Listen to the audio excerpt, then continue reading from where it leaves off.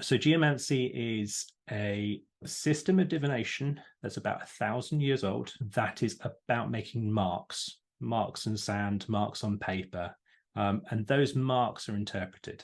They form one of 16 symbols, and those 16 symbols are permutated through a chart, like they're kind of added up into a chart, and that chart is interpreted for a result.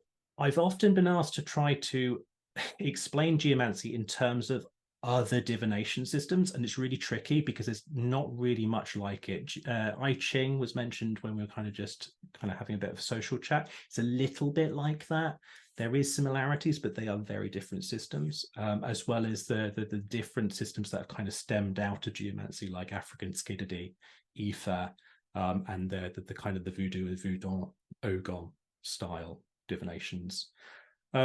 If we compare it to like the ones that we kind of have in the West, in the UK, like tarot card reading and astrology, it's quite similar to astrology because there is kind of mathematics and there is kind of a very strong process. But the art of reading is quite intuitive, like a tarot card.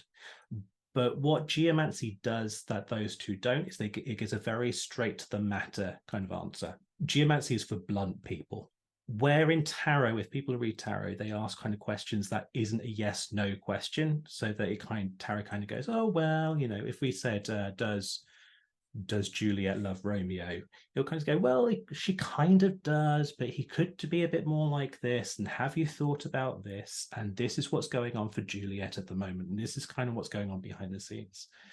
With geomancy, it'll kind of go, yeah, of course she does. These are all the other issues, but yes, of course she does. So it's very good at those yes no questions, and it's very good at being able to give more information on those yes no answers.